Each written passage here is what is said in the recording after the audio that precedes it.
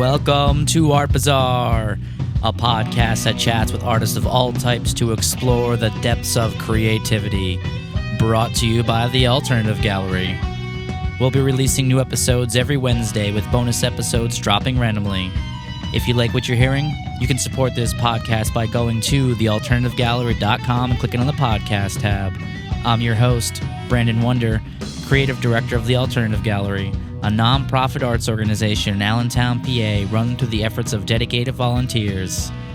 On this episode of Art Bazaar, we'll be chatting with Cotty Kilbanks, an animation artist and teaching artist who currently resides in the Lehigh Valley. Cotty has worked on many of the great animated TV shows from the 80s through the 2000s. Her work includes such shows as Rocko's Modern Life, SpongeBob SquarePants, Teenage Mutant Ninja Turtles, and Looney Tunes, among many others. This is a chat I'm super looking forward to, since we'll be spending a lot of time talking about cartoons, which is one of my favorite things in the world.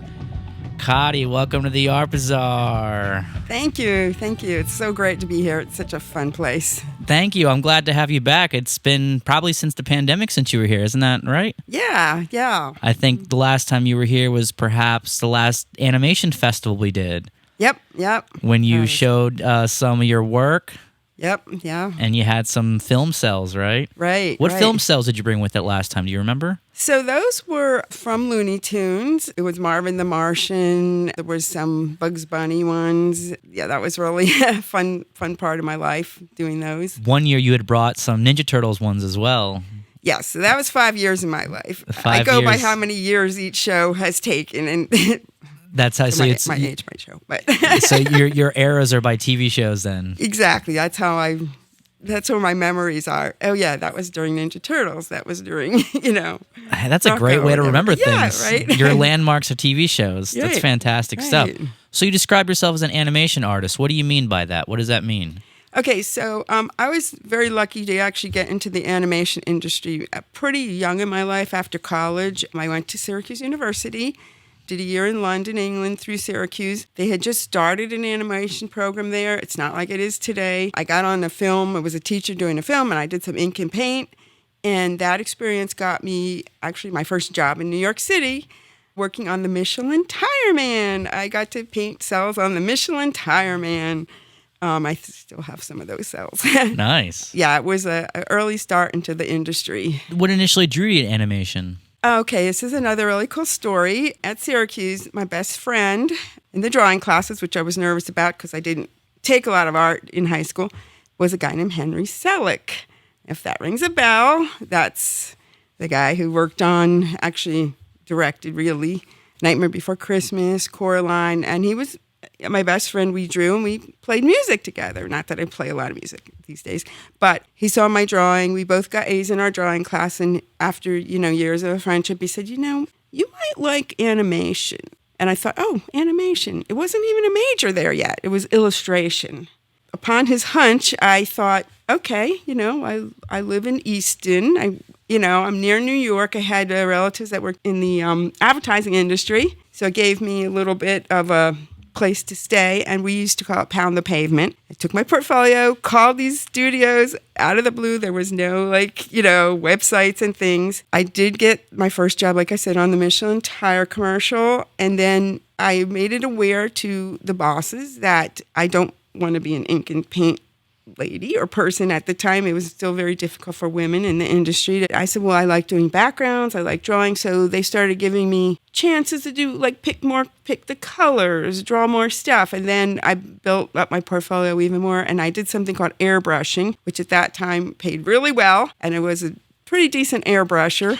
People heard about me, and then I got hired at a studio called Perpetual Motion Pictures, which did major cereal commercials, Cocoa Puffs, Cookie Crisp, you name it. Seems like all commercials were animated back then. Yes, yeah. So that was a lot of fun. And then, people kind of hear your name. I got into the Screen Cartoonist Union in New York City.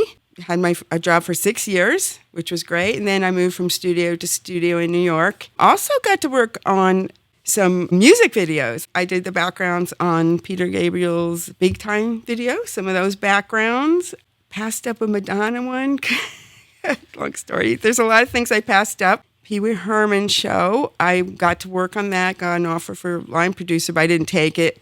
But I did like the little penny cartoon things. I did a lot of backdrops and scenes. I love for the those Pee Wee penny Herman cartoons. Show. They're burned in my brain forever. Yeah. So New York was fun because you just never knew like what. Like I got a call. I had to work on something with Diane Keaton for a film she was doing. So I did her title work. Got to hang out with Diane Keaton. Wow. She gave me like her phone number, her sketchbook. She was like, it was like, oh wow, I got a friend here who's a movie star. But anyway, That's awesome. It was neat. It was a neat place to work. Did a lot of the animators hang out together? Yes, we did. Unfortunately, very few women animators or animation artists, so it was always, and I always tell the new girls getting in, or even guys, just keep with it. If someone says no, keep going. But yeah, we definitely have a very tight group. I'm still on Facebook with most of my friends from animation in New York, definitely LA Animation. I'm on, touch with them right now. I feel like even when I worked at Warner Brothers, it was just a tight group. So it's kind of neat to have that. What was the studio environment like in New York when you were working on those projects? Here's my theory on New York studios, for the most part, except for the South Part studio, what I did get to work in just a little bit in LA, were really fun. Fun. Where they did Pee Wee Herman, Broadcast Arts, oh my gosh, so fun. They even had a roller skating Halloween party. I mean, the most fun studios. Now, LA, when I got my first job, I had three choices. One was Rugrats, Simpsons, and Warner Brothers. I did choose Warner Brothers because I had been working with them, and I worked on a show called Taz at the time, but the studio was very sterile. And it was a very large studio, 4 units. It was like you sit in that studio and I was doing background design, and that's what you do. But the cool thing is the Batman people were on the other side, and the Animaniacs people were there, and the Space Jam people. Oh my God. So I mean, it was very cool. You got to meet all these people, and they all came from all over the world, all over the United States, top talent. So it was very intimidating. But we had a little core group from New York City that was like a good support. Because at one point, some of the New Yorkers wanted to present different ideas on Taz. And we basically got a memo saying we couldn't do that. So it was very structured. You sit in your cubicle and you do what you're told to do. And that job really lasted 2 years. You're talking about Tasmania, right? Tasmania. But Rocko, crazy story, but when I first got hired onto the Rocko Modern Life crew, it was like the beginning of the show, like the beginning where we were doing the background design and just working out a lot of the bugs on the show. And that was a really, fun studio. That was also Joe Murray, right? That was Joe Murray, but it was also the SpongeBob people. Like, I have to say, I didn't technically work on SpongeBob, but I know I have a credit. So I think some of my color styling transferred onto SpongeBob, because at the time people didn't really know how to airbrush, and I had all this stuff that I learned in New York. So I never really got a great credit on Rocko, but I did a lot of that beginning color styling. That Rocko's Modern Life has held up extremely well too. It really has. I actually did a lot of the title cards. Oh, I love those. Yeah. I even got a weird email from somebody in England. I don't know how they got my name, that I even did the title card, and they were offering me all this money to give them the title card, but I'm like, I don't have the title card, But it was a very, very fun place to work. Did you get a chance to work on the Rocko's Modern Life movie that they did? What was it, a year or two ago? I didn't, because I was in New York for a long time, and then I moved to LA. After I'd say 15 years in the industry in LA, having a family, a daughter, it was very hard. A lot of commuting. I lived in a place called Thousand Oaks, and then commuting into the San Fernando Valley. So Ninja Turtles was like a 5-year thing, and I think that was starting to, it was just starting to wear. Although I loved Ninja Turtles, was great. Got to work for Marvel, met Stan Lee, and wow, just a lot the great Stan Lee. Yeah, I just got to throw this story in because it's so cool. I was working on an Iron Man cartoon, and we were waiting for script changes. Now, Stan Lee wasn't always there, but this one day he came in and he looked around. There were 2 of us, 2 from Warner Brothers. I was doing background painting and design. And I think it was so exciting to see 2 women there. So he said, come here a minute. So he took me to his office and he showed me a book of all these new female characters that he was designing. So he let me borrow the book, and then we had to talk about these characters. And, it seems so unreal now. In Stan Lee's office. Yeah, so it was just really cool. It was really flattering. And now I look back, I'm like, wow, I wish I would have been drawing. And that was before Marvel is what it is now. Yes, that was also during, let's see, in the other building, they were doing Batman. Right. So, yeah, it was Batman, different. the animated Superman, series. Superman. Yeah. So it was just neat. I know that Stanley did have his own production. I had friends that worked on Stanley Productions, which then moved into another part of the valley. And that was in L.A.? Yeah. So what happened was I did I don't want to say my age. I did like many years in New York.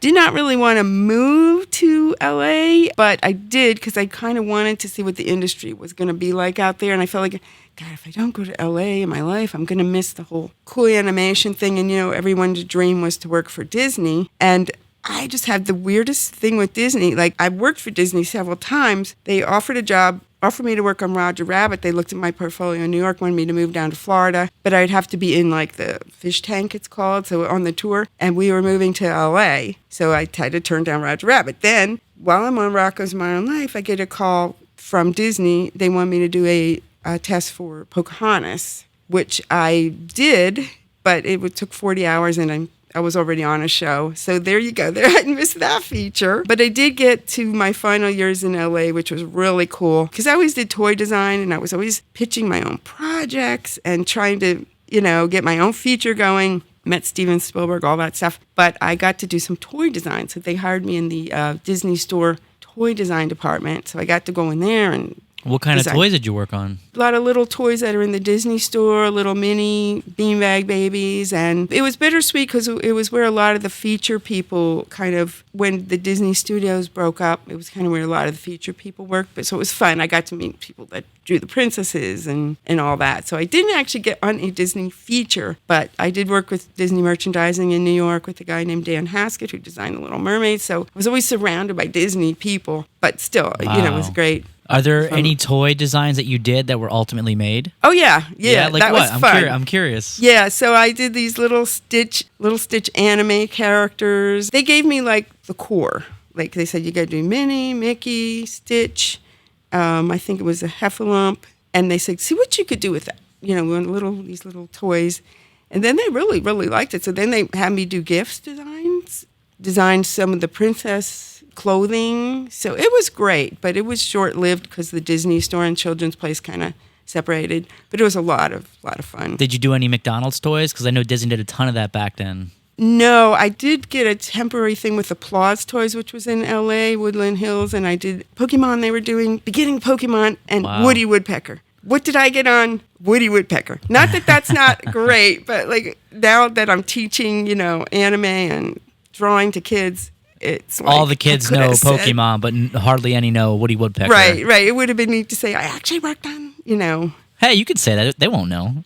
But I did work on Sailor Moon in LA. I got a weird phone call to come work on a project called Project Y, and I walked into this room and I saw this first time I ever saw anime. It was like these really cool drawings, and they had me do a little bit of color work, and I did some backgrounds for the beginning of Sailor Moon. So wow. So that was cool. Yeah. LA was fun too. It started very corporate, and I wasn't sure, and I didn't really know if I liked it moving from New York City, to LA. But then I moved to Thousand Oaks. Yeah, they are two different worlds, New York and LA. Yeah, I wasn't. At first, I just hated it, but it was really fun. Well, you're an East Coast girl, so moving out there to the West, it's an adjustment. Yeah, so then I live out there, then I move back here, and I get a job. School of Visual Arts had called me.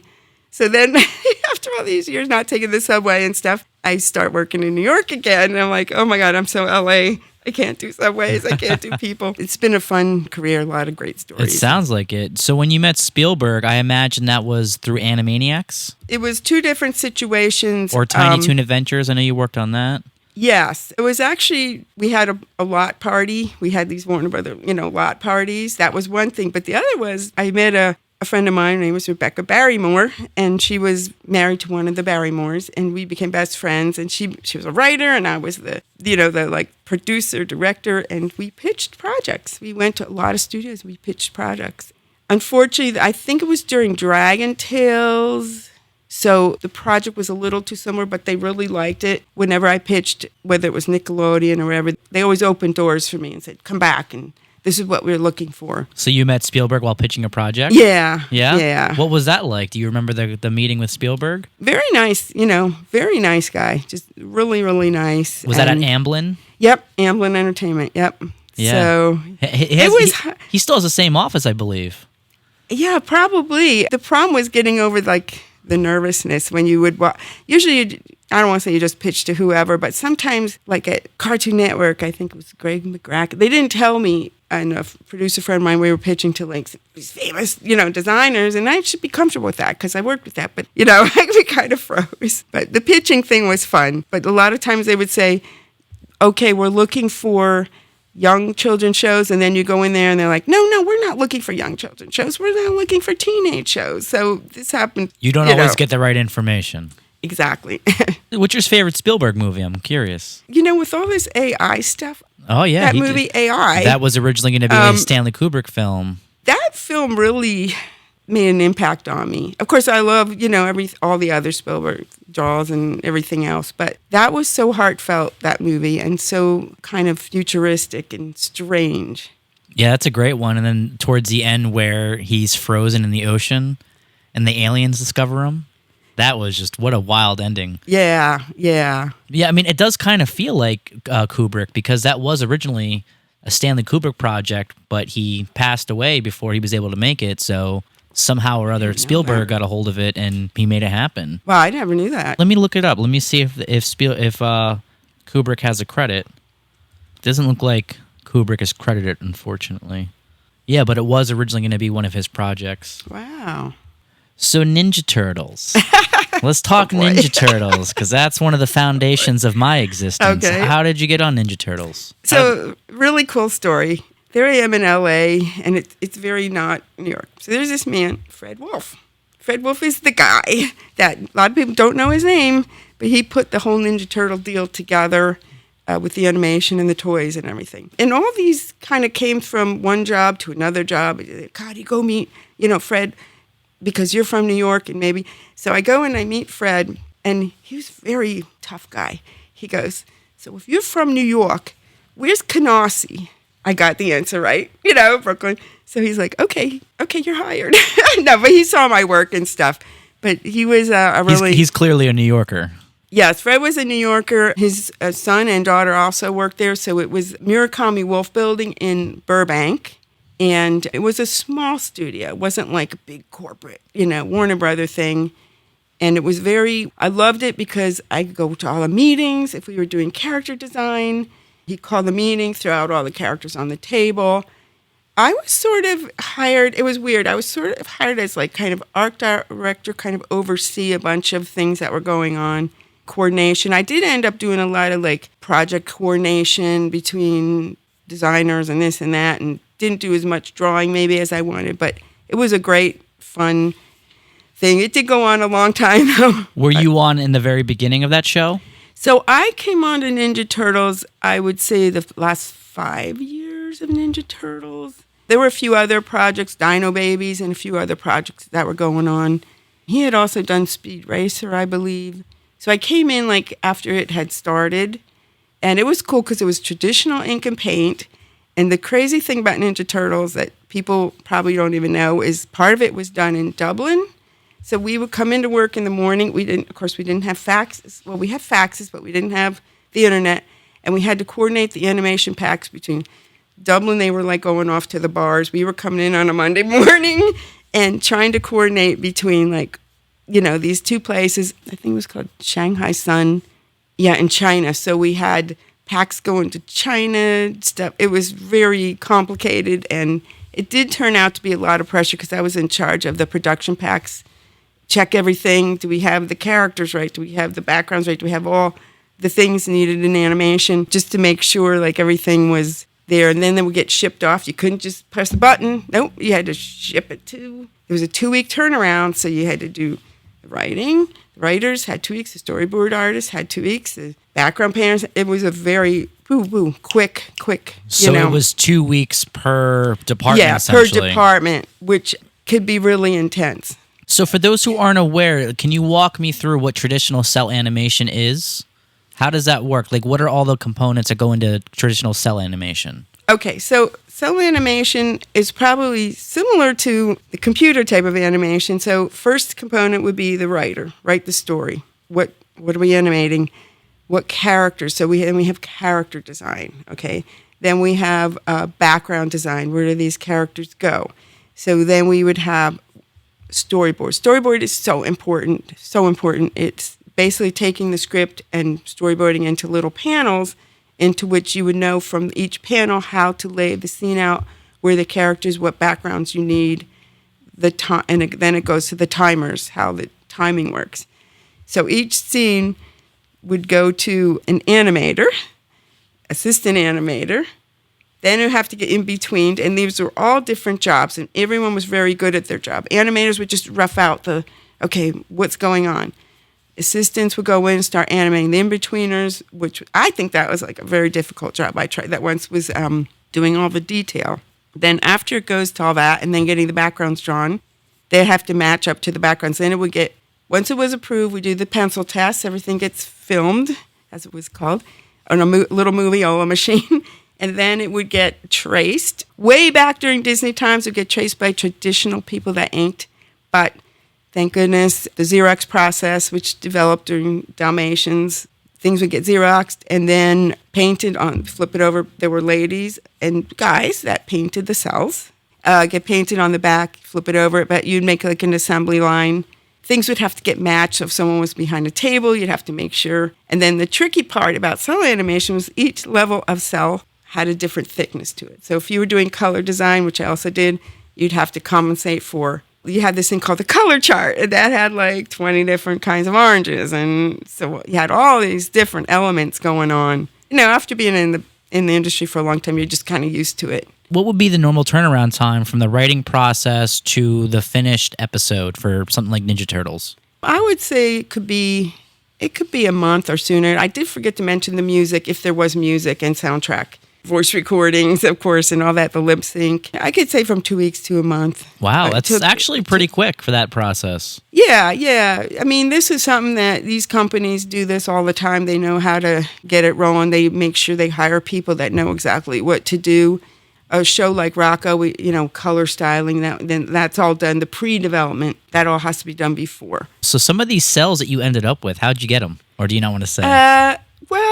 Were you allowed to take them? They said, especially since I did a lot of color styling, and if they didn't like it, they just keep it. They didn't really want it back. In fact, I really regret this, but Fred Wolf, when Ninja Turtles was ending, he asked me if I wanted a lot of the packs. And I have some of the Ninja Turtle packs, not all the cells, but I should have taken, a lot of the packs. Now, that was pre-production, though, in L.A. That was pre-production. So, but I do have, yeah. Where do you think those ended up? The ones you didn't take? I don't know. They could have ended up anywhere, huh? Yeah. Do they have any kind of museum or archive for that type of thing out in LA that you know of? Yeah, there's different museums and galleries out there that specialize in, in having a lot of that. I have a collection which I'm going to start to probably decide what I want to keep and what I don't, want to keep.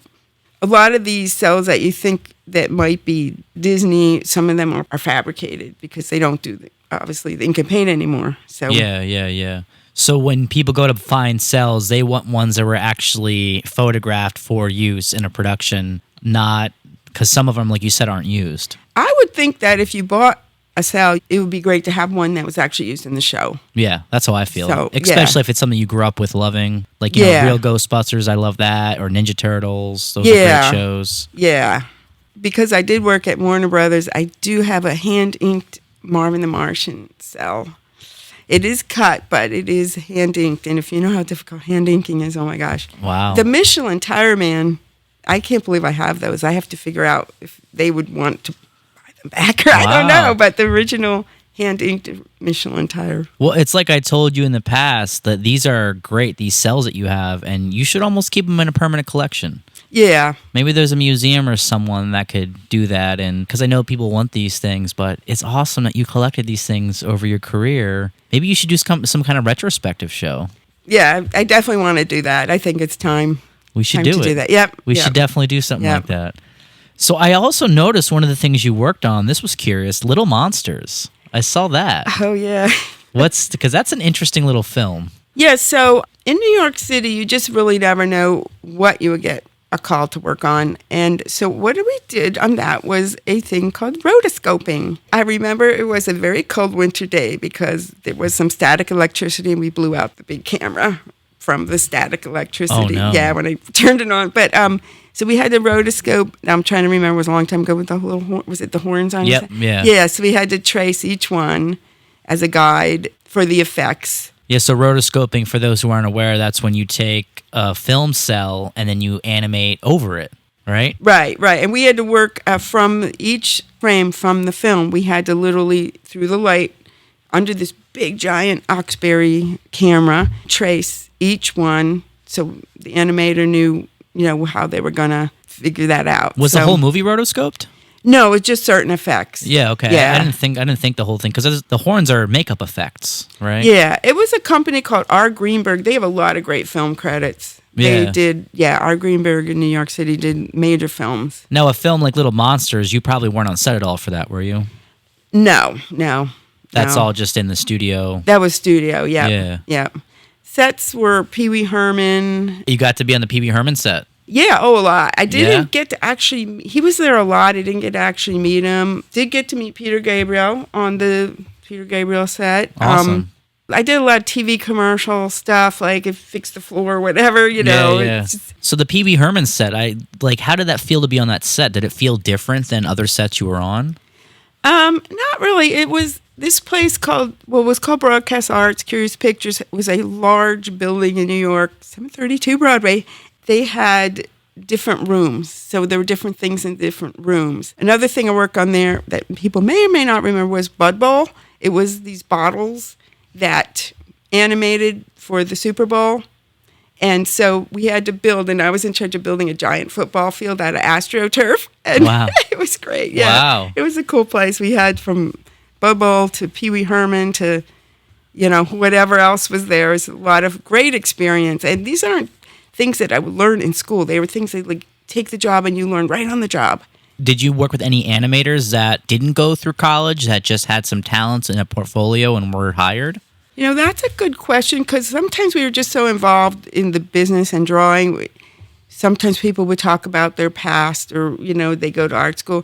A lot of people are interested in this story, but I didn't work on this show a lot. South Park. Those guys, not the two main guys, but a lot of the crew went to Pasadena College of Art. So there were some people that were trained in animation. We had a lot of people coming in LA, like in the Philippines, and they had, studios over there, and then they moved here, so they were trained in that. But most people did go to art school, but I think some didn't. They just drew. They were just like, these kids I teach that just draw, like from a very young age, Yeah. The reason I asked that is because I worked in the film industry, and I know a lot of times people that worked on film sets did not go to film school, and some productions actually preferred not to hire people from film schools because they showed up thinking they knew how to do everything. But obviously animation is very different. It's very technical. So I'd imagine they'd have to have some kind of art background. And it would almost be a nepotism situation where you have no artistic experience, yet you're suddenly on an animation team. So what they really looked for was your portfolio and if you could draw. And you just got to be able to draw realistic. I was a painter in the animation field as well. They want that realistic thing. So I think I got hired more because of my technical skill.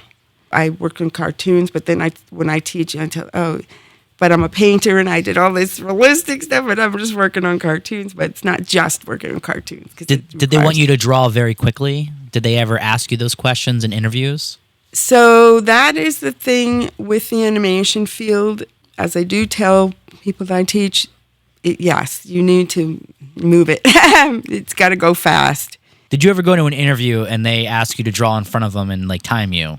Anything like that ever happen? Oh, yeah. Yeah. I've had to draw in front. Oh, yeah. Yeah. That's how I got my job. Pretty much that, or go out, draw a tree, come back. I guess I like my trees or whatever, or do a test. Wow.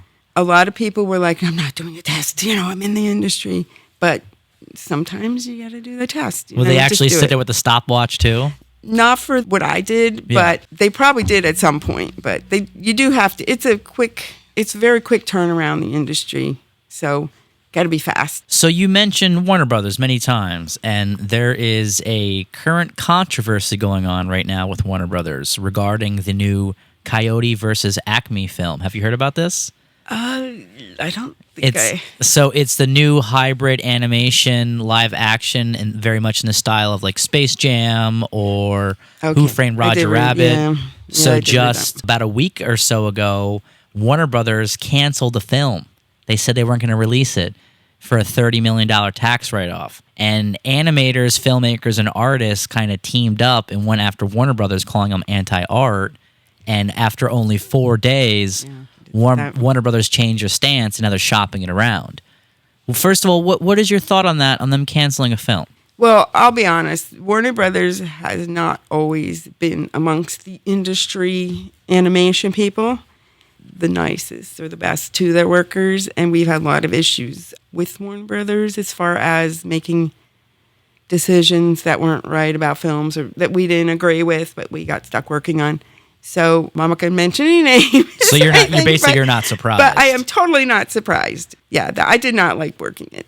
I liked working on the Looney Tunes stuff out in New York. But once I got into LA and worked at Warner Brothers, I could see there was some issues going on that could have been problematic. Yeah. Yeah. But when most people think about Warner Brothers, the first thing they equate it to is Looney Tunes, right? Right. Thank goodness. Yeah, it has a good, solid reputation. I'm kind of dumbfounded that Warner Brothers would allow anyone else to release a Looney Tunes film. Yeah, like I said, some of their executive decisions are just kind of like, okay, why? Well, I think now it's just more on the surface, and this is a situation where the internet coming together and kind of making noise about it actually did something constructive. And I would say what they did is anti-art, because this was a film that was already completed. And again, they only got a $30 million tax write-off, or that's what they were planning for. It's crazy to think that they weren't going to make $30 million on this film. To just flush it down the toilet like that. And some of the filmmakers and animators that worked on that compared it to Who Framed Roger Rabbit. They said they thought it was the best live-action hybrid animation film since then. So, I mean, I guess we'll see, but do you happen to know anyone that may have worked on that film? I think I have heard mention of it. People in the industry are very careful on Facebook right now with what you say because, it's so out there. They say the wrong thing. Somebody sees it.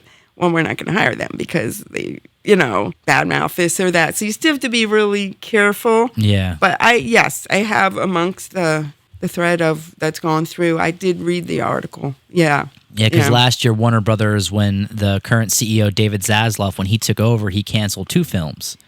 The new Scooby-Doo film, which was animated, and Batgirl. And there was a lot of backlash about that, but for some reason, nothing really ever came of that. But I guess this was, third time, 3 strikes and you're out, right? And people just weren't having... It's Looney Tunes. You don't mess with Looney Tunes. Yeah, yeah. I mean, would you say, I know you said you didn't have the greatest experience there and you got to work on a bunch of Looney Tunes stuff. That aside, the artistry and the history of Looney Tunes, wouldn't you say as far as animation, it's kind of a sacred thing? Yeah, definitely. The Looney Tune thing, though, started out of New York. So my friends in New York. When I got to LA, that was kind of cool. Yeah, going to the original Looney Tune studio in Burbank. The Taz experience then was a whole other kind of LA Warner Brothers experience where I went, oh, okay, this is so different than, so it's like 2 different factions of parts of Warner Brothers. Really? Like the corporate and the... I think I know what it is, because Warner Brothers, they got the sound stages and the backlots there over in Hollywood, right? And New York is far flung for them. It's the bosses aren't there. The bosses are back on the West Coast. Yeah. So we could have the fun out here on the East Coast. Was that kind of the idea of why it was run that way? I think so. Yeah? I think so. Like I said, I don't want to say too much, but I know there was a lot of executive decisions that many animation people on the crews that just did not agree with. That's why I think I'm close with a lot of those Warner Brother people, but they've all kind of gone off to other things. Every once in a while, I'll hear of someone that is back at Warner Brothers. But I got to see a lot of my Warner Brother friends actually working on a Scooby-Doo show with my last trip back to LA, which was actually a few years ago. So it was good to see everyone's gotten their own thing going and, going off to other studios. I assume it's harder for a lot of those animators to get the same jobs because animation has changed so much. Yeah, so keeping up with the technology and the computer programs are changing so much. What was that like because you were working in the industry when that big transition happened from, basically 2D hand-drawn animation to it being done almost entirely on computers? What was that like? So that's a really good question. I like that question. That's a great question. Not that they aren't great. But I was sort of segueing from the industry at that point anyway. Just a little side story is being in LA, I worked in the animation industry many, many years. And a school asked me, hey, you want to teach cartooning to the kids? So then I started being like, hey, I get to draw cartoons and be with the kids and not have to punch the deadlines.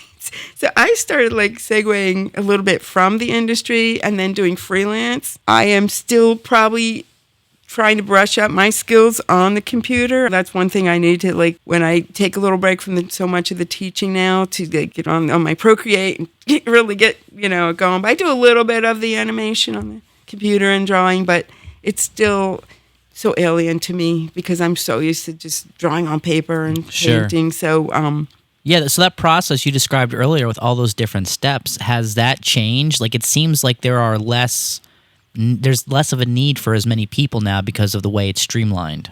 Well, yeah, you don't have to sit and paint the cell. The computer will just fill in the color. So there's so many steps that, it does take. This is kind of an odd thing. I usually don't mention this, but I almost got a job at DreamWorks on the Spirit movie, and I turned it down. Probably should have. I turned it down. I wanted to be a background painter on that, but I wasn't as no, they weren't even doing the computer yet, but they were doing the color computer. So they said, we'll offer you a job. You want to just sit at the computer, do the color. And it just didn't seem like something I wanted to do, so I turned it down. But I think now, well, that could have been good because it would have got me, and then I could have done, more stuff with DreamWorks. There were computer programs where just people would learn one thing, and then it would switch to another, and they're still talking about what, well, of course, with AI and stuff. So how do you feel about AI impacting art and animation? Do you have any concerns? Do you think it's going to open up new avenues for animators? I still feel like it's very new in the process, and I'm very torn between. I still think to me, it's something weird, and it doesn't really quite hit. I've seen a lot of AI stuff. It doesn't quite, it's woo, this other reality that it doesn't make sense. I don't connect with it. And I don't think people are going to connect with it as if something is done without AI. It's more heartfelt. It's more that element. So I'm hoping that I'm still very confused about it, but I'm hoping that, sure, maybe it'll help some production stuff, but people should always know it's not really, there's a phase of weirdness to it. That's when the human touch isn't there, there's a coldness. Yeah, the stuff I've seen, it's not really impacting me in an emotional way that maybe with the human touch it does. I feel like the only real assistance AI could be in animation is maybe in the pre-development phase where they're laying it out, but the actual development and production of it, you and I both know. The executives, they're going to use this to try to cut out even more animation jobs. Which, I mean, when you worked on a production in, say, 1995 compared to now, how many jobs were there animating on one show compared to now? There's a lot less now? I would say a third is cut. A third is cut? Yeah. But there are jobs that are very important that I don't know if AI can do, and it's very needed, is the storyboard phase. It's a very difficult process, storyboarding, but it's still pretty much, in demand. It's almost impossible to animate without storyboarding. Right. I mean, you can go out and shoot a film without storyboarding. It's not as easy, but you cannot animate without storyboarding. Yeah, you just can't. You need that storyboard. But I do know that a lot of my friends in LA, a lot of animators are very concerned. Yeah. Very, very concerned about, all these skills that they have developed and worked on for years that, some of them are actually retiring now, but a lot of them are still in the industry. But how do they think it's going to impact things? Yeah, loss of jobs, loss of income if they need it. Yeah, they're worried. As they should be. I mean, because it's very new. I think it's going to be very difficult for there to be any kind of real checks and balances on this, and where everyone is so hungry for new content constantly, they're more concerned with kind of having that content delivered than it being made the way you or I would like to see it made. Because they might just watch it once and throw it aside. We could watch Looney Tunes shorts from the 30s and 40s, and they're just as great today as when they first entertained audiences when they were released. I can't say that about a lot of the newer stuff coming out, unfortunately, especially TV. Yeah, I think it's disappointing. I think it's sad. I do work with a lot of kids now, teach them art and a lot of anime and a lot of stuff through the Banana Factory, local place Arts Quest, and Northampton Community College, and help get students who really want to be in animation, their skills developed to try to send them into college or get where they need to get to be in the industry.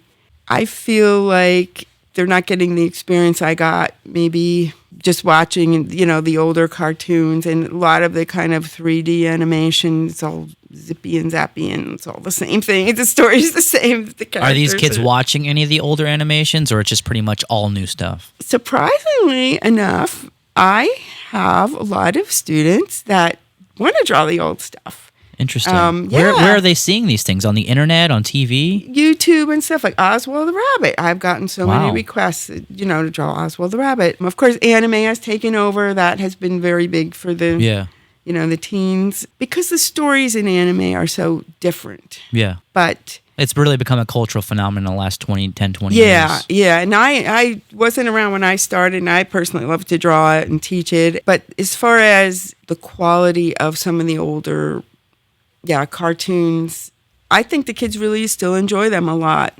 And I think what's different now is, in the 90s especially, so many shows were creator-driven. And that, I don't think is the case anymore. It's all studio heads and I guess maybe showrunners, but like a show like Ren and Stimpy. Look at Nickelodeon in the early through the mid-90s. Those weren't kid shows. They would never make a kid show like that. It was pre-Adult Swim. It was trying to be a children's show and a teen show and young adult show all at the same time, and they somehow got away with it. Yes, yeah. I remember that because I had met John Kricfalusi, and I remember the whole ordeal with Ren and Stimpy, and then he wrote some stuff. He wasn't, I remember all that. But I'm glad that people do appreciate Rocko's Modern Life, and some of the, the older stuff. Did you ever work on Hey Arnold? Hey Arnold was actually done in New York. I think I had moved to LA at that time.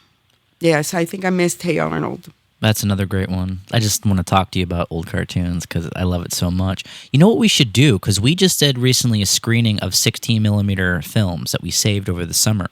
Maybe we can put together a screening for some of your kiddos and show some of the old cartoons, both film prints and some of the digital stuff. Oh, yeah, that'd be great. Kind of give them like a history of animation. Yeah, that would be great. I feel that my classes have really skyrocketed, especially with the Banana Factory. I keep getting lots of kids and new kids, and kids still love to draw, and kids can draw.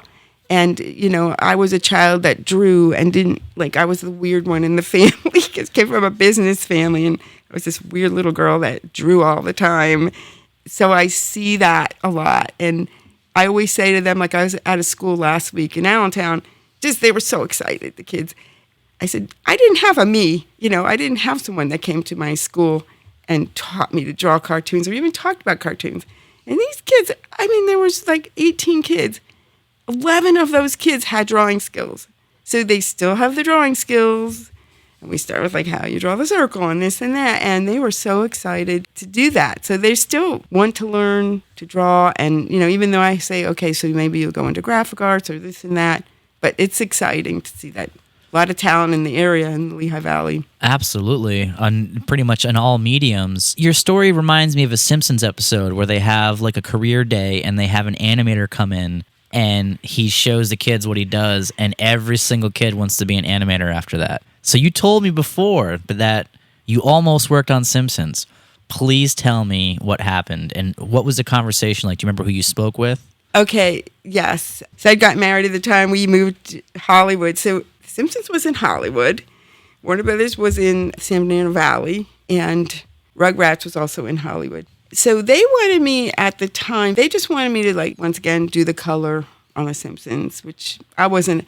I had watched The Simpsons, I liked The Simpsons, Wasn't a huge fan. It was very simple. I thought, well, this is going to be really boring, really fast. You meant the animation style was simple? Yeah. I wasn't a huge fan of the colors. I was more of a realistic artist. I didn't really get The Simpsons, but I still today have friends that work on The Simpsons and always say, oh, I would have had a job forever. But yeah, that show's never going to end. They're in never, season 35 right now. Yeah, I remember from the Tracy Ullman show, the first, Wow, yeah, those shorts were wild. Yeah. We had, oh my gosh, fun things. Simpsons, Hollywood horseback riding party right near the Hollywood sign. I forget what it's called. So I remember going with the Simpsons and the studio and doing fun stuff like that. I imagine the voice actors were there for that too? Yeah. Wow. The voice actors were always we were always like, oh man, the voice actors, they make so much money. And we just draw the stuff though. But think about how much money they make now. There was always like a thing about like, that's so not fair. Yeah, that sure has endured. And it's at a point where that show can pretty much go on forever.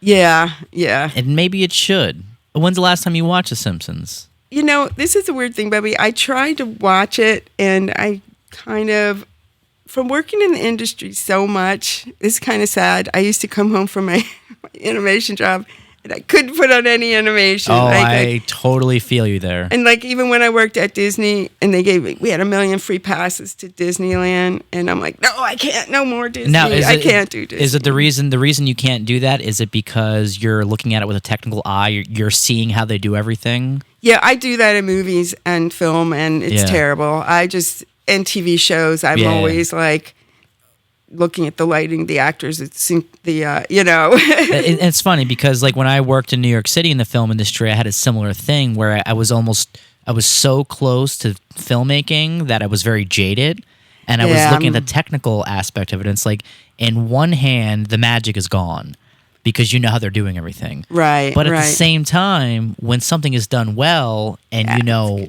why it's done well, you like it more than someone else might like it.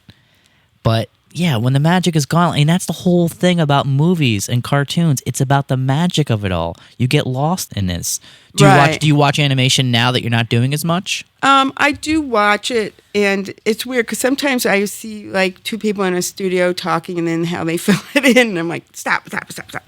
Could you please just enjoy the show? Okay, stop analyzing it. But yeah, I'm always watching it because some of the stuff, even The Simpsons, have gotten so much more elaborate, shading, the lighting, the way. Well, even the opening animation, where they would traditionally just do the couch gag and the chalkboard, whatever Bart was writing. Now there's so many more gags that change with every opening. So it's so layered now. Yeah. So what kind of stuff do you watch in general? When when Cotty Kilbanks wants to unwind, what does she watch? Okay, so I actually like Family Guy. Nice, I like great. Family Guy. American Dad. All right. South Park, I think, is a riot. I wouldn't say that if I was in a classroom right now, but South Park's a riot. Oh, it's great. And, I'm a huge South Park fan. I know Adrian Beard, who is the storyboard guy, and it's just funny. It's hysterical. Yeah. And we need crass humor like that. Yeah, it's hysterical. I'll still put on every once in a while an old Disney movie just to look at the colors, the lighting, the scenery. I like Miyazaki films. Yeah, Miyazaki's. Love the Miyazaki films. His new one's about to drop in America here. Yeah.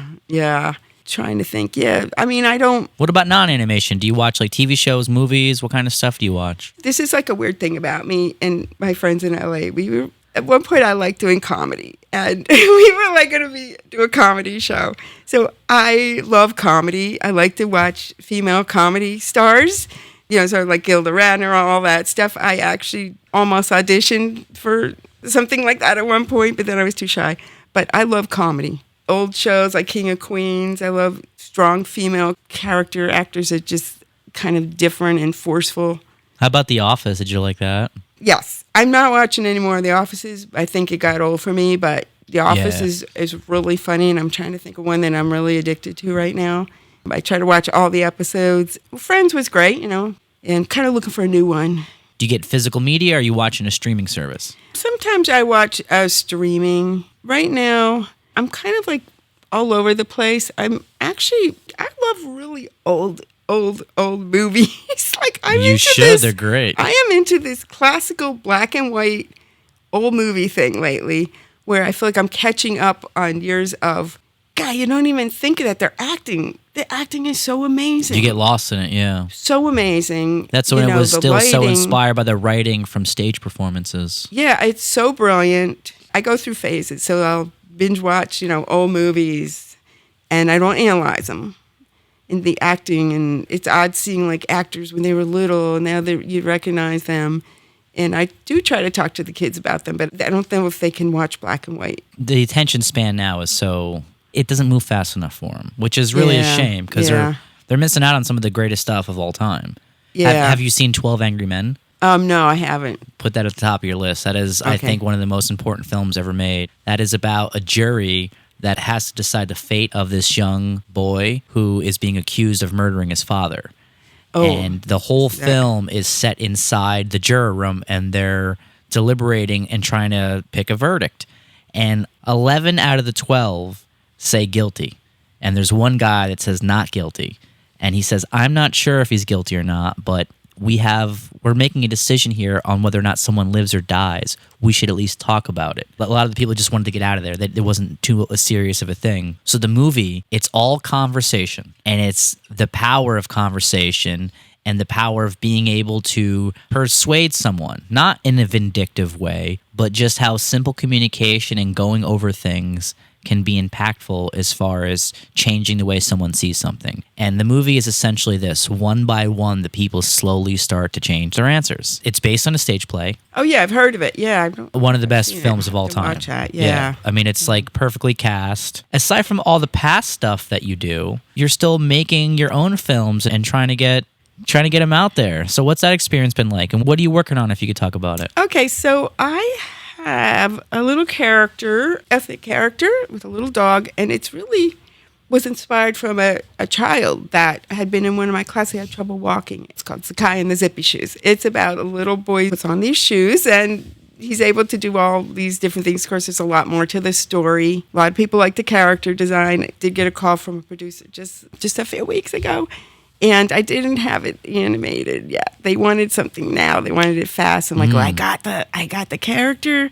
This is the story. But they want to see the animation, and I just couldn't throw the animation together. So anyway, I'm going to pursue that because I'm getting a lot of interest in that. I also have a little anime-esque type of thing that I draw for the kids, and they are very interested in me developing that. Wow. So that would actually be really cool to work on something with the kids. Yeah, I had this weird experience. I was teaching in Visual Arts, New York, School of Visual Arts, and someone contacted me about doing an anime video. So they sent me to Colorado, a company called Craftsy, and I had to do an anime video called Drawing Anime Style with Cotty Kilbanks. So developed this character. I think I'm going to see what my ownership is with the character and develop it because it is a very popular character. It's nice to actually work with the kids and see why do they like this character, whereas before I was kind of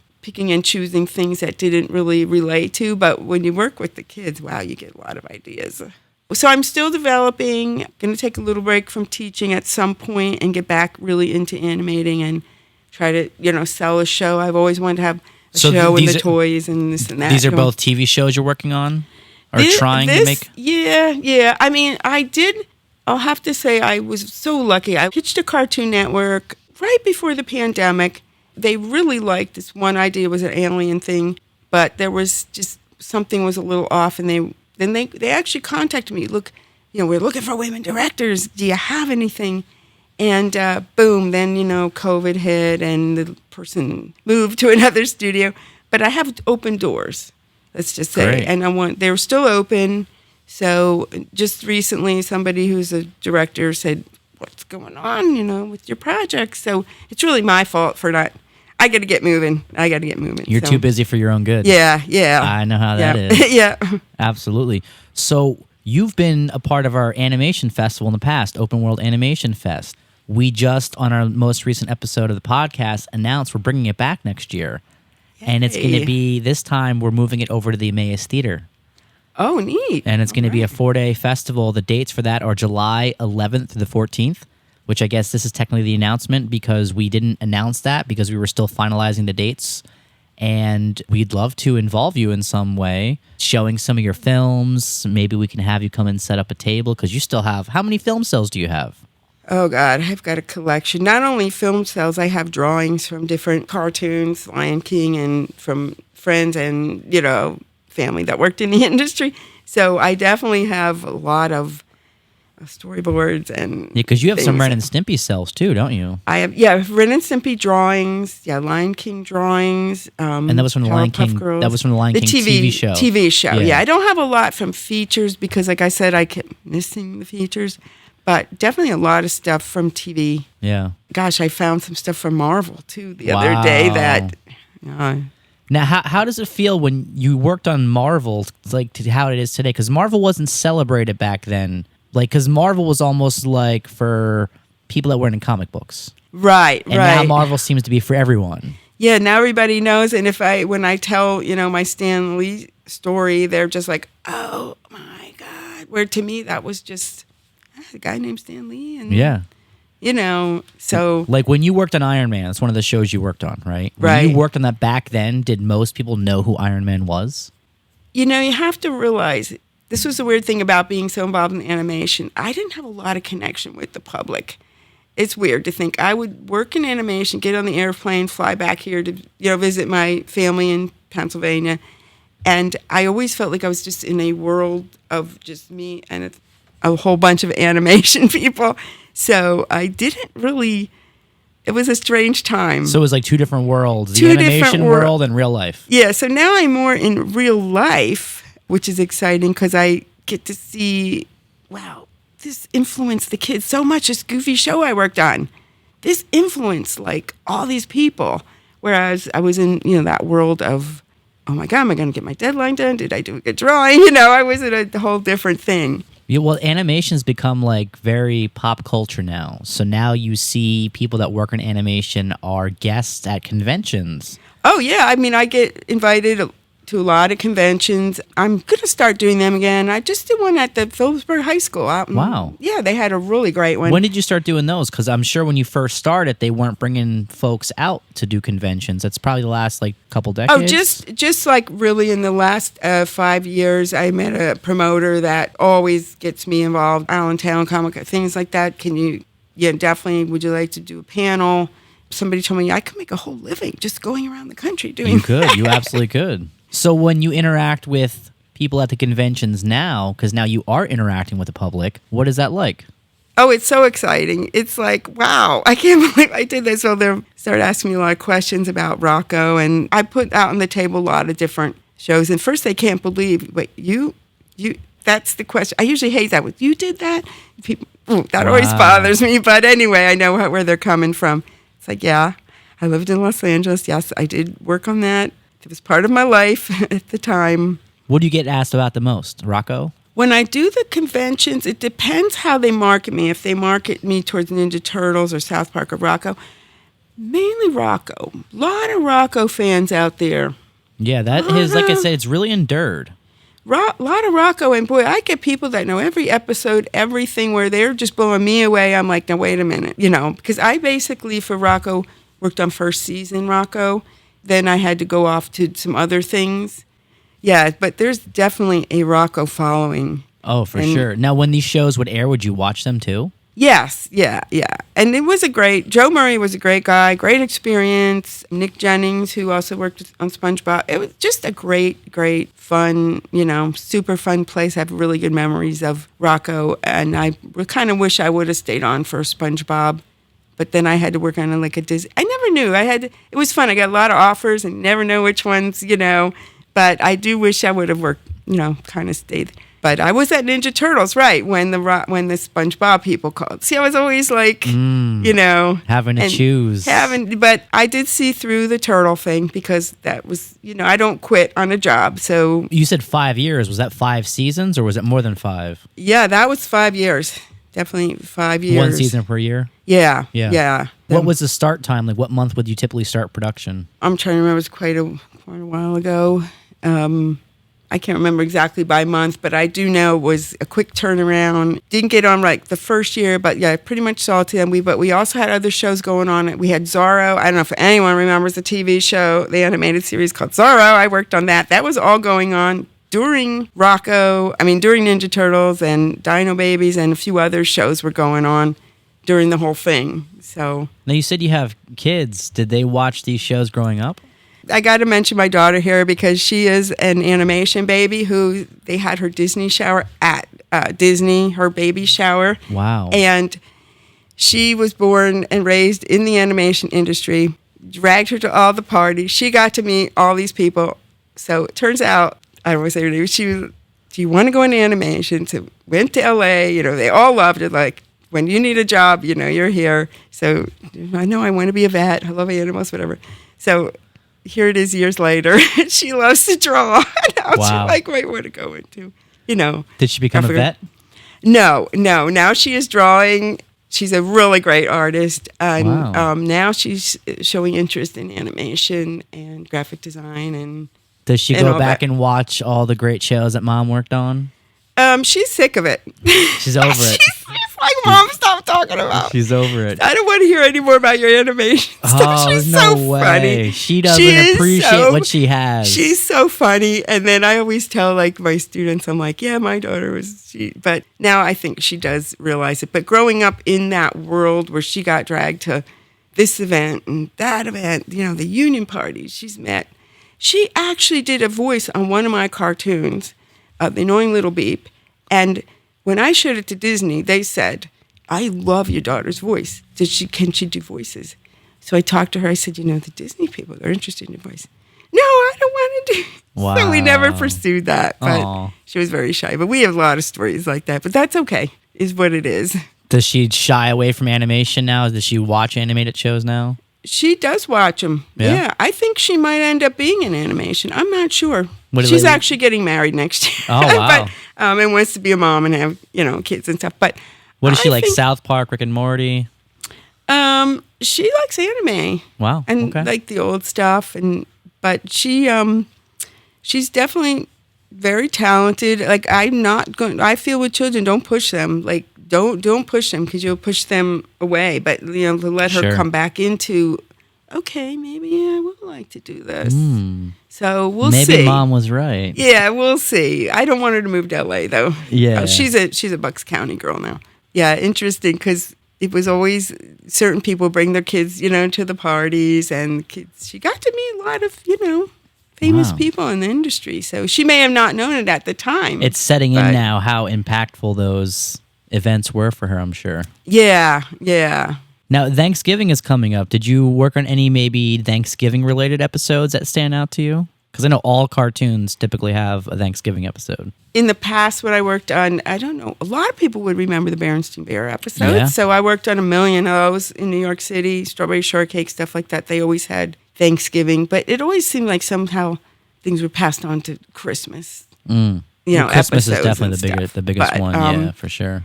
Yeah, I haven't worked on any Thanksgiving things recently.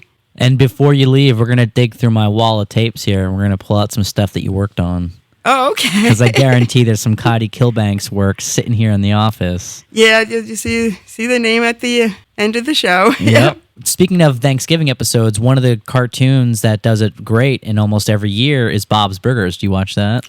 So there's another one. I had friends that worked on it. Wow. I don't know why I didn't get into Hey, Bob's Burgers. I don't know. Like I said, I got so inundated by the industry there at the end that there was so much to watch. But appreciate all the work and, You should definitely check it out when you get a chance. And Bob's Burgers, they keep renewing it for more seasons, so Yeah, so there's something up with it. Yeah. definitely a chance for you to still jump on that show, Cotty. Yeah. And then bring me along. I'll come hang out with H. John Benjamin and all that. What an amazing voice. Well, I will tell, when I go to LA and I still see a lot of these people, I always say, hey, I have a fan that loves that show, or the kids will give me, too, sometimes kids or older people give me like suggestions. So I'll write them down, go, I don't know, I'll try it, see if I can. Oh, wow. To pass it or on to the whatever filmmakers. they liked the about the show or Interesting. something. But Interesting. So what does the future have in store for you, Cotty? You're going to focus more and more on making your TV shows you're trying to get out there? I think I am. I love the teaching, and I'm going to still do that. And the kids inspire me, but I do want to get back on my characters. I think they're good. I think from what I've shown people, the interest I'm getting from LA, that's on my, I don't want to say my bucket list, but my New Year's resolution list. It's on your to-do list. Yes, it's on my to-do list. I have a tendency to get... So, there were years that we did the show, we did the music, we did the soundtrack, and I put it all, and then we'd go meet the people. Like even Nickelodeon almost went. We got into the top executive offices. And then no, it's happened to me like 8 times. Now they say that you need to go 100 times. There were a certain amount of times I was just like, okay, I'm taking a break from okay, it's going to sell. No, it's not going to sell. So yeah, trying to sell yourself like that is... I still want to pursue a career in filmmaking, and I dread that part so much. My approach now is I'm working on doing a short film. I do a lot of documentary stuff right now, but I want to do a short film narrative and try to get into festivals because I feel like that's the best way to do it now. Yeah. Get into festivals. You got to become like an indie darling. Yeah. Get on the radar of these companies and have them come to you and say, well, what else do you want to work on? And, well, I can do this film if you want to. I feel like that's the best path. Otherwise, you're starting at a production assistant and working your way all the way up, and that's 20 years. I have a friend in New York she's been doing the festivals, and she's finally, getting into some good... I think that's the way... It's very hard to just come out and sell a show. Then they got to do the pilot. Is the pilot gonna? Yeah. It's a whole ordeal. But if you're really dedicated to it, and it almost sounds harder to sell a show if you don't have a pilot already. Well, yeah, it used to be where you would just go in with some drawings and stuff. Now you got to get it animated. So what does that mean? I got to get somebody to do the voices. It's a lot more involved. It's a lot, yeah. Yeah. So we'll see, yeah. You work with these kiddos, and I'm sure you talk to them about this all the time, but if anyone is trying to become an animator, how do you recommend they get started? So what I do is I tell them there's the animation programs that they should work on. So a lot of kids, they want to animate, and so I teach sometimes I'll teach actual animation than just drawing. Okay, we're going to do the walk, we're going to do the bouncing ball. We're going to do the walk cycle. We're going to do the run. But they start to lose interest when they see how difficult. But not all kids. I'm going to say there's maybe 1 out of 30 that will definitely want to animate. And I have a student now, it's at Drexel. He's got his own show going, his own thing, trying to get it out. So we'll see. So and he's doing it by himself? Yeah. So you never know. Some people are very driven. Some of the kids are very driven. So I just say learn the program, see if it's something that you like to do. Some of them will study with me. They'll come to my classes over and over again. Their drawing skills get really good. I have had students from 5 years old. I had one that just went to my school, and he got a job in New York. Wow. Yeah. Trying to get them to the right school that gets them connected to the industry. That's the key right now. And it's still New York and LA. If you want to work in the industry, you still have to go there, don't you? Yeah, I think so. You can't really pitch those over the internet. Yeah, I have a student now. He's a great comic book artist, and he went to SCAD, and we're just having some trouble placing him. But you got to be aggressive.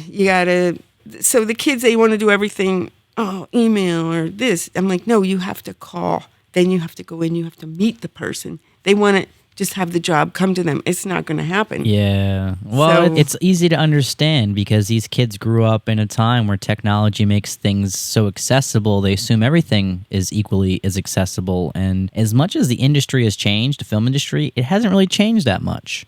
It's still the same process. They want you to come in there and pitch your project and talk to the people there in person. I don't know anyone that's really, maybe an early pitch meeting, but that's just to see if they actually want to have the meeting. That's the pre-meeting. Right. And then I got to get the kids to be able to talk, be able to explain what they're doing. Some of them are very quiet, but they're very talented. But I say, if you want the job, you got to talk. Mm-hmm. So I worry about that. These are things that I worry about in, 30 years from now.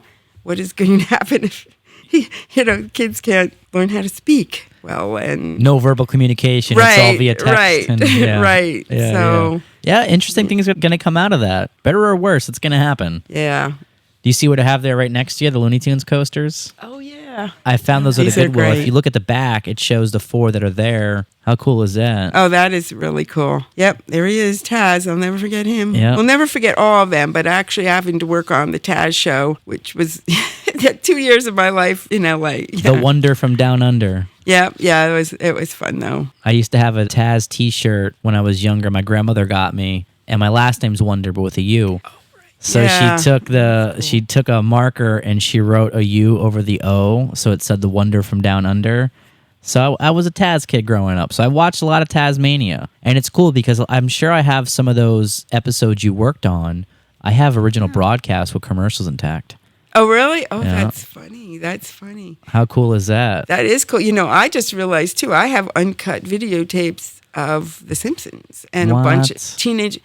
I think I have one Simpson and a bunch of Teenage Mutant Ninja Turtles. We should talk about getting those digitized for you. Yeah, I have to get, yeah. I'm sure they digitized them somewhere, but maybe not. I mean, in general, I just want to see it. Obviously, I'm a huge Yeah. I'm wearing a Bart Simpson t-shirt right now. I got Simpson posters all over the office here. It's a shame you couldn't work on The Simpsons, too. I'm sure that would have been a really interesting experience. Yeah, I know. I didn't feel it with The Simpsons. Sure. I love the show. Like I said, I still have friends that are been on the show forever. Yeah, it would have been neat to say I worked on The Simpsons, but at least I could say worked on Rocko, Met Stanley, whatever. Oh, A little other. Rocko is so special, as you're finding out at these conventions. Do any of your students know about Rocko? Their parents do. So I teach any, it could be from 3rd grade and up. Everything is so anime right now. Yeah, and it's I love anime, but it's not enough variety for me as far as They grow out. What happens is anime is used, what I've noticed, they use it as a tool to learn to draw. Then I always tell the parents, don't worry, it's going to wear off. By the time they're 13, 14, 15, it's going to wear off. Then they're going to want to really learn to draw. Then you're going to see if they want to be an artist or not. Yeah, then they want to draw hands. Like I had a young lady that, okay, I want to learn to draw hands. I want to learn to do this. And I'm like, okay, we're getting somewhere. But the anime thing does wear off. Yeah, cool. I think that's how most artists start out. You kind of draw the things you like and learn from that before you develop your own style or characters. Yeah. Just like music, you play songs before you write your own songs. Right. You play songs you like. So if anybody wants to check out your work, you recommend they check out your IMDb and they can see the long list of everything? Yes, because there's a lot I didn't mention that's on there. I did a lot of children's books adaptions in New York. There's a lot on there that I even forgot probably. But yeah, check that out. I'm still developing, working on my website. I got to get more stuff out there onto that. Cotty's Cartoon Art Studio, if you want to contact me for lessons. The Banana Factory in Bethlehem through Arts Quest. Northampton Community College, I do Horizons for Youth, as well as I'm a painter, so I do adult painting classes and things like that. Generally, I'm around. I don't plan on really moving back to LA. If I have to go out and work on a project or work on it online, fine, but I'm not. I'm pretty much staying based back here in PA. It's getting really cool from Easton, so It's your home Easton's base. very artsy. Yes, artsy they are. fartsy, as they say. I think there's a lot more film stuff coming. I've actually been approached by some film people in the area. Awesome. So, yeah. And you So do commissions as well. People can commission work from you. I do. What I started to do, which is so odd, I started doing portraits in the boardwalk. That was my first job in animation, so I still do portraiture, animal paintings, whether it's a frog, a dog, a cat, very realistic in pastel. I love doing that. Still working a series of paintings. I'm around. I'm still doing all that stuff and plan to even do more of it.